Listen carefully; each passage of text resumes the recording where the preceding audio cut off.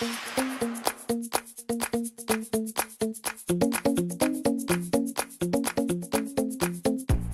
there! Today we're going to make Italian food. Yay! We're going to make spaghetti with meat sauce. Now, here's the thing about spaghetti with meat sauce. You can always find a jar of pasta sauce at the grocery store. Don't do that. This is so much easier to make, and you get to adjust all the seasonings and everything to the way your family likes it, and it really isn't that tough to do. So believe me, you're gonna do this once, and then you're never gonna buy a jar of prepared pasta sauce ever again. Okay, so here's what you're gonna need for this particular recipe. This is a big recipe because I've got family coming over. So this is about 1.75 pounds of meat. This is 80-20, okay? This is not lean ground beef, it's 80-20. You're gonna need 2 cans of plum tomatoes. Pretty much you can use whatever tomatoes you want. I prefer the plum, I think they taste better. And you're gonna need 2 cans of this stuff. Tomato paste. I can never remember what it's called. Tomato paste. You're going to need some red wine. You're going to need some prepared pesto, and you're also going to need some salt and pepper and maybe a little bit of extra garlic, maybe. It depends on how much garlic you like in your sauce. It's really easy to make. Let's get started. Okay, so we have our cans of tomatoes. Just throw them in a food processor. This is easy in a food processor. You can also do this in a blender. I just prefer a food processor. 2 cans of plum tomatoes. I always put a can of tomato paste per can of tomatoes. It just gives the sauce a little bit more body. And make sure you get it all out. We're also going to put a little bit of milk in this to make it a little bit less of a super tomatoey sauce. If you don't like milk, if you don't like a little bit more of a creamier, lighter tomato sauce, you can leave the milk out. I just prefer it that way. Okay, tomato sauce in. Oh, that's the paste rather. Okay, pesto. This stuff is amazing.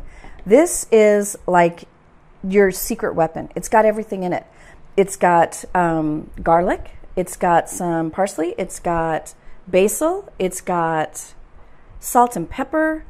It's got a lot of good stuff in here. I put a good 3 to 5 of these in. You can always add more, so go a little slow first. And my mouth is already watering. How embarrassing. So the thing is that it's not going to be pesto tomato sauce. Really, you're just using this as a flavor base, okay? Now, I like a lot of pepper in my sauce. If you don't put it in there. Here's the other cool thing you can do. You can put in like sriracha sauce, a little bit of sriracha for a little bit of a kick, or you can use the dried chili flakes if you want to put that in there. Kids are going to be eating this, so I'm not going to be putting that into this particular one, but I usually do. And a little bit of salt, because the pesto already has salt. Put a little bit of salt. Oh, you know what I do need? A little bit of sugar. That is the key ingredient. Hold on. Because what it does is it helps the acidity of the tomatoes calm down a little bit. Not a lot. Just a couple of pinches. Like a pinch per can of tomatoes. Okay? And then I'm not going to put the wine in yet because all it'll do is just sploosh all over the place and make a colossal mess. Now you're going to pulse it. You're going to make it as either smooth or not smooth as you want it. I like a smooth sauce, so we're going to pulse it a couple of times. I don't have the thing, the little thing that goes in here, so I always cover it with my hand. You should too, because it will make a huge mess.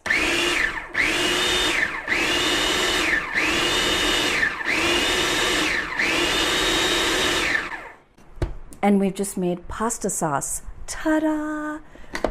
Okay, now, over here on the oven, over here on the stove, I have got some already browned ground meat. Let's go put this stuff in there.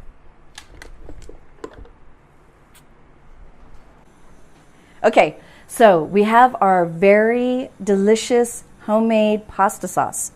In here is some already browned ground meat. You don't have to cook it completely, but just get like most of the pink off, okay? And then, and like I said, this makes a lot of sauce, but only because this is a big recipe. You can always knock it down to just 1 can if you don't need to make a whole bunch.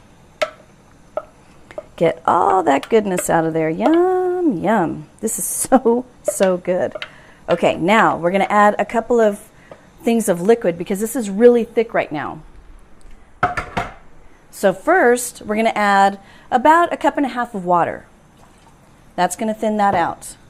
And then we're going to add, again, if you're cooking with wine, make sure you cook with something that you're willing to drink, okay? This, I'm going to add about an equal amount of wine. Oh, kiss sad. Maybe not. Okay, that's okay. It'll be good anyway. This is about 1 cup. So I'm going to add a little bit more water.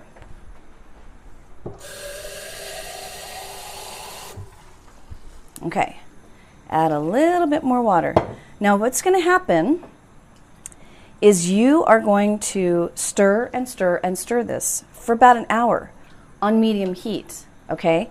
And it's going to get all nice and yummy, and the meat is going to absorb so much of that sauce, and it's going to get deeper flavored.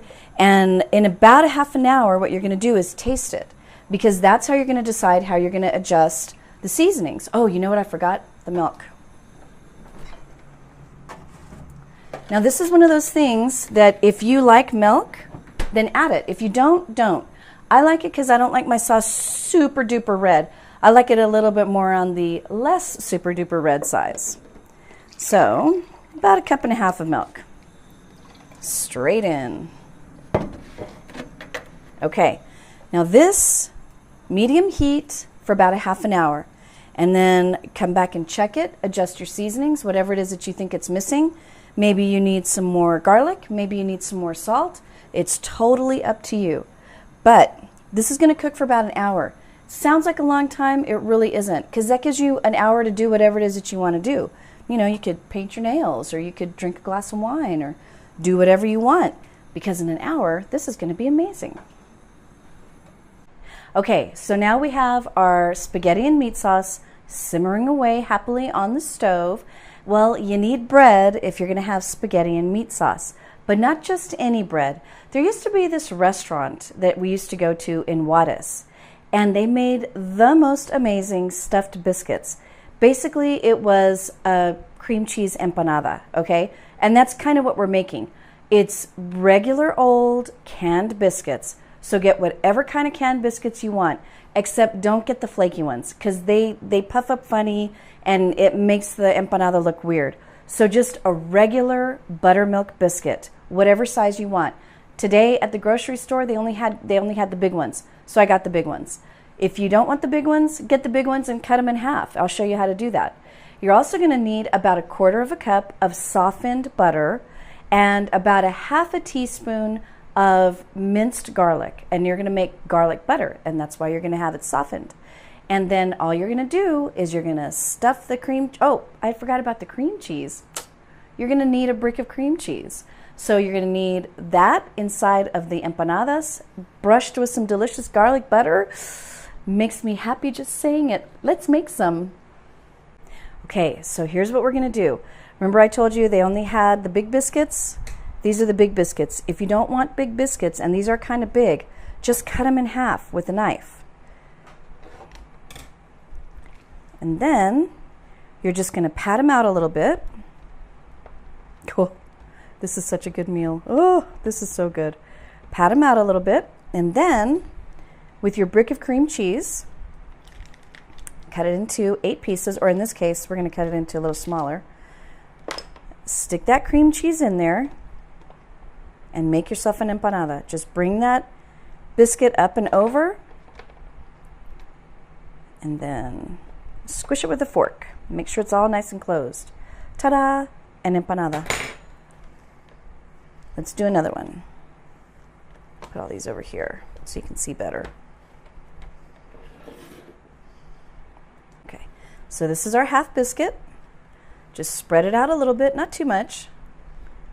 You're going to get a piece of cream cheese, fold it over, squish that cream cheese in, and then you're just going to close that up. And that's how easy it is to make an empanada. Now, this is our nice soft butter with about 1/4 of a teaspoon, maybe a little bit less, of our minced garlic. And all you're going to do is just brush that on top so you get a little bit of that garlicky flavor with the cream cheese, with the bread. Oh, these are going to be amazing. Okay, let's do the rest. Okay, so we've got all of our little empanadas filled with cream cheese. Everybody's got a little bit of butter and some garlic. And oh, are these going to be amazing. You are going to be making excuses to make these. Let's go put them in the oven. Okay, so you're going to put these little pillows of deliciousness in the oven at 325 for about 12 to 15 minutes or until they're completely goldy, toasty brown. And then get ready for some lovin' from the oven. Okay, full disclosure, I got a little sidetracked and I forgot to make the peanut butter cookies. We'll make those another time because we have an Italian feast that you're gonna love, okay? So here we've got our delicious spaghetti and meat sauce. So delicious. And I'm gonna put a little bit of Parmesan on top. Oh my goodness, wait till you taste this. It is so good. And it takes an hour. I mean, from start to finish, really, honestly. Okay. Oh my goodness, oh my goodness, oh my goodness. Here we go. Oh. Really, honestly, never, never, never, never buy jarred sauce again.